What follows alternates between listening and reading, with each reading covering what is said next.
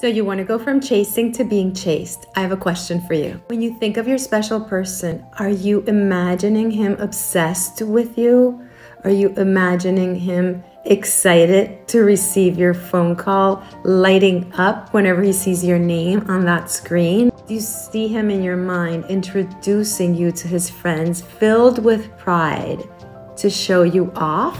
Do you know that he will do anything for you? Or do all those things feel more like, I wish they were true, I so want this, but it does not feel natural at all for me to be in a relationship like that? What I hear from clients the most is, that has never been my experience. And if that's your case, you're in a catch-22, babe. The mind looks for congruency. It looks for proof of what you already believe. We are manifesting all the time. What you are currently manifesting in your relationships is proof of what you currently believe. The relationship you are attracting is letting us know what beliefs you currently hold.